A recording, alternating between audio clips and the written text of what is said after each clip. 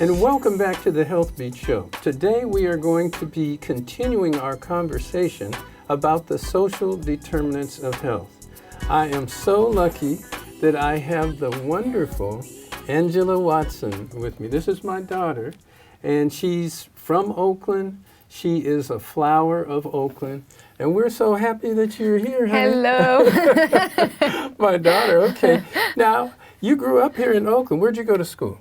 I grew up here in Oakland. I went to Oakland School for the Arts. I specialized in the dance emphasis, and I started dancing there when I was 11 or 12. So I started when I made the transition from elementary school to middle school. Oakland School for the Arts is a middle school and high school combined. So I spent all of my middle school year and the first few years of my high school year in Oakland School for the Arts. So I was heavily impacted by, my time there. So. Well, and you got a little bit of an early understanding. As an athlete, really, you ran track. Yes. With 100 black men. Yeah. You swam. Gymnastics. You did gymnastics. Yeah. And you were a cheerleader for the Berkeley Bears. Yes, the Berkeley Junior Bears. Berkeley Junior Bears. What is it? Oakland Tech. Oakland Tech. Yeah, I used to play out there. And even one time, you sang the national anthem. That blew my mind. I do remember that. That blew my mind when you sang that. I was so surprised you sang it in the way that Whitney Houston sang it. So that was really good. And so then you, and for people who don't know, Angela is a ballerina at this point in time with the San Francisco Ballet. Now, how did that happen? You were at the Oakland School of the Arts, and then all of a sudden you're doing things with the San Francisco Ballet. How did that happen? Yeah, so in my middle school year, when I first got to Oakland School for the Arts, I wanted to choose an emphasis that was hardworking, something that was strong for me, something that would build my character. And I saw that dance was the hardest emphasis. It would build your character. It was very challenging. So I decided to, audition for that. I got into that program. To the San Francisco Ballet program? Just first Oakland School for the Arts, because Oakland School for the Arts is where I got my base in ballet technique in general. That was my first base. So in my first year and a half in the school, 6th grade to 7th grade, I was there. That was the majority of my time. And you had a great teacher there. Yes. A great teacher. Yes. I was taught by Mr. Savage, Mr. Reginald Ray Savage, and Miss Allison Hurley. And they really whipped me into shape. I feel very grateful because they gave me a great general basis of ballet technique. And then during my 7th grade year, Mr. Savage and Miss Hurley were like, they told the class, you guys should go out and get some auditions, see what the real world thinks about you, not just in this little studio, this little space that, we're growing here. It feels, when you're dancing in like a little space, it feels like a very intimate thing. You're with these kids, like a small pot of kids, and they're, you feel so exposed because it's a very physical thing, and you have to become so much more self-aware of who you are and how you dance and how you move in a space. And I feel like you don't really think about it. How the other world thinks about you is a totally other thing. Yeah. And how you see yourself. Yes, and I was lucky enough to be surrounded by, other kids who were black, and there were so many there's so much diversity, so much more diversity than when I went to San Francisco Ballet. So in my, 7th grade year, I went to audition for many ballet companies, many ballet summer intensives, because that's what you do when you're younger, and you're in the ballet. And so I auditioned for many summer intensives, because that's what Mr. Savage and Miss Hurley told us. And I went into the audition and for San Francisco Ballet, for their summer intensive. And I saw, I think, one black kid with me. And I was... just in the audition? Just in the audition. This very... And usually they're quite large, especially with popular, well-known ballet companies. So, sometimes it's a little my introduction to the ballet world was quite daunting. Like, a big shock because, I was from Oakland School for the Arts. I was like, all my friends, I have a lot of friends. All my friends when I was younger, most of them, and the ones that I still hold to now, like 10-year plus friendships, they're black and they're black girls. Like I grew with them. Of course, I was friends with everyone, but those were the people I saw, and those are the people I was surrounded by. But going to SFB and growing there, the first few years it was very hard, especially developing as a dancer there at San Francisco Ballet and developing and knowing, okay, I do want to do this as a career in my future. Were there any other African American young women that made it into the intensives or the class, or were you the only one? Now I definitely see that there are not a whole bunch, but a good amount. Now there are. Now there are. When I was there, I think there were one or two other black girls. I was very happy to see. Maybe, I could say four. At San Francisco Ballet? 4 or 5 maximum at San Francisco Ballet. So in this training program. In the training. At the San Francisco Ballet Summer Intensive. In the school, when I finally got into the school for the year, there was one older girl I saw who I looked up to. And maybe one more younger girl who I knew was coming up. Okay. We are here with Angela Watson, and she's telling us about her growth in Oakland as a dancer, growing up and then going to San Francisco Ballet. And we're going to talk about how your background and experience has also helped you to plant seeds for health in the community. I'm Dr. Jeffrey Watson. We'll be right back. Stay tuned. The Healthbeat Show, sponsored by Watson Wellness Water. Your health is your wealth.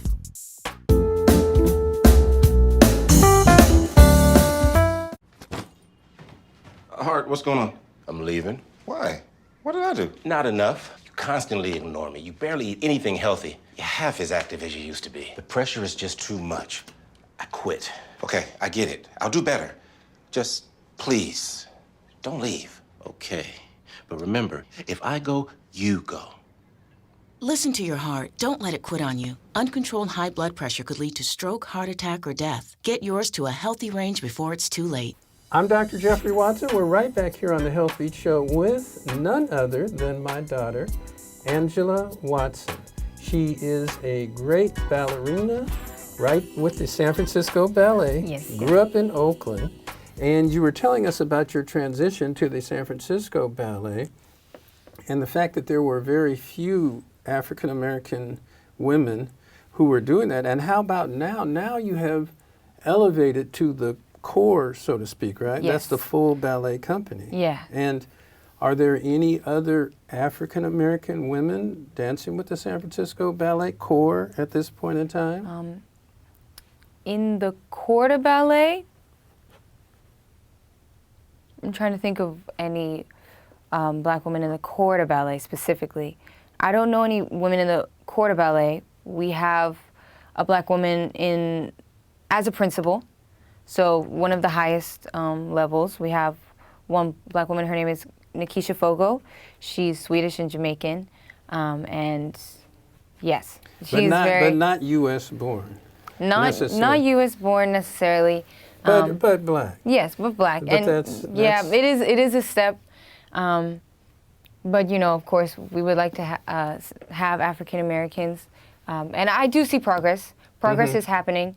It is slow, but I know there is another black woman as an apprentice, so that's one level below the core, and I'm sure she's going to be a core member. And it's interesting that you say that, and how blacks have progressed in a lot of different fields. So, for instance, what you do is almost partly an athlete, And I was talking to a friend yesterday. When I first started watching pro football, there was one black quarterback, Marlon Briscoe. Last week, when the NFL started its first game, there were 14 black quarterbacks starting, and there was never anything like that. Yeah. So what you're saying is, with time, these things are growing, Yes. and you are part of the growth. You're making part of the history right now, you know, doing that. Now, you are going to be dancing in a program that's upcoming, and it's with the Oakland Ballet. But you are a member of the San Francisco Ballet. Yeah. How is it that you get to dance with the Oakland Ballet? Yeah, so Misty Copeland, who is a principal ballet dancer, she's a black woman who is a principal ballet dancer with American Ballet Theater, ABT, which was a very significant thing in her promotion in 2015. She is premiering a movie called Flower, which is, you know, about housing and, you know, people trying to develop in the arts, especially dance, in their communities when it comes to housing. And It's shot in Oakland, It's shot in right? Oakland. Yeah, it's shot in Oakland, so it's mainly in Oakland. And so Oakland dancer. so it's premiering in Oakland at the Paramount Theater. So Oakland Ballet invited me or asked me to perform a variation for the premiere of the movie, along with some other dancers, which I'm very honored. I'm very, very honored to do that, to do so. So it's called a guesting. So I'm guesting to perform. I'm like guesting with the Oakland Ballet. Yes, with the Oakland Ballet and for the movie. And San Francisco Ballet has been kind enough to allow me you to do that. Yeah. And now Misty Copeland, she is somebody that you looked up to as a budding dancer. Yes. I remember that was somebody, I got you a book about her, and when you finally got to meet her. Yes, I did. she signed your book, and at the time you were serving as Clara with the San Francisco Ballet, and you were on the front of the San Francisco Ballet Nutcracker book, and you signed an autograph and gave her the book, which I thought was so nice. No, oh my goodness. No, I was freaking out when I saw her, especially because, like, growing up, I don't know, I never saw myself as someone who could thrive in classical ballet, and so that's why I think I always worked extremely hard. And when I looked at her, I thought, and I felt, and I see, oh, she's thriving. You know, she's a principal. This is one of the highest levels when it comes to classical ballet. I feel like she's mastered the craft, and of course she's, like, as a dancers, we're always still working, and she's incredibly hardworking, and you know, her story, and I looked up to her so much, and I still look up to her like extremely, and she's extremely inspiring to me. And when I met her, she was like, "Oh, you're Clara! Oh my goodness, how many shows do you have left?" And I was like, "Oh, for you!" And I started crying. So I'm very, very, very excited to meet her again.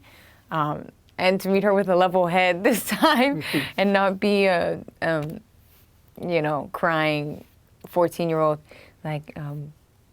Well, and it's so wonderful that you know, all of us have idols that they look up to and they emulate, and they try to walk through some of the pathways that others have, and it has been a successful pathway, although lots of obstacles. She got hurt at some point in her life. Yes, she did. You actually had some physical obstacles to overcome. Yes. Is that correct? Yeah, during 2020, during the pandemic, even before that, near the end of 2019, I started feeling some pain in my right foot, my right Achilles. And in 2020, when COVID hit, I was still dancing in my living room, in our living room. And I put up the bar, and I was still dancing even though I felt the pain. And I think some things that we do as dancers, we like to push past the pain. We like to think it will go away. And we like to think, oh, I'm so lucky. I'll never get injured, especially when we're younger. Right, when we're younger. Me, I was like, oh, I'm so lucky, because I kept seeing like my friends. People would say no pain, no gain. Yeah, yeah, and especially as dancers, I think we have a very high pain tolerance. So I think being in pain is something we get accustomed to. But this was a different type of pain. This wasn't something of like your muscles developing. This wasn't lactic acid and in the muscles. This wasn't soreness. This was like a sharp bone inflammation and type thing. Some of that, you know, used to come around the office as a little girl, and they sell Girl Scout cookies and things like that. Wear your white coat and take the blood pressure on the patients. But that probably gave you a different respect for health. Yes, it really did. For your own health. Yeah, because being in the office and getting exposed to all of the patients, I could see, like, I don't know, just them sitting with you, I could see, like, how much awareness they had to have now, like, for themselves. Like, there was so much more, like, because I feel like sometimes we take health we take it for granted. Yeah, we take it for granted. We take it for granted. I think we take our health for granted very easily. And so sometimes I would walk in, and I remember you'd be like, no, you need to be careful. Like, you need to be careful. Take care of yourself. Like, oh, I'm fine. I'm fine. And I remember I'd, like, be sitting there with my little stethoscope. Yeah, and I'd just be like, I wonder why. And I did the same thing. And I think that's why I appreciate my health so much more, because, you know, when I got that injury, I realized how much more self-awareness I had to have and how much I had to do things for myself. And I had to fight to get back to where I was and past that. And being in the clinic with you and walking around and seeing those type of people, I feel like when I was younger, I didn't realize it, but those memories stick with me. And now really looking back and reflecting on it, I can see how important it was and is to be self-aware of your health. I think it's a totally different thing. Yeah. Because your health is your wealth. And when you have your health, you have everything. We're right here with Angela Watson. We'll be right back in just a minute to talk about how she is utilizing what she's learned about health, including her own health, and the things that she's experienced in the community, and the upcoming program as it helps us to plant seeds about some of the social determinants of health. Stay tuned. We'll be right back. If you have a business, product, or service and would like to advertise on Healthbeat, contact us.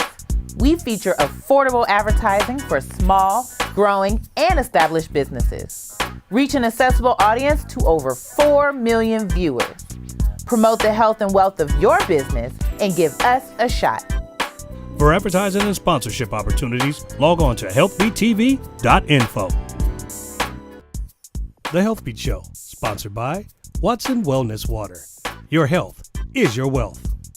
And welcome back to the Healthbeat Show. I'm Dr. Jeffrey Watson, and I'm so excited to be here with the great Angela Watson, my daughter.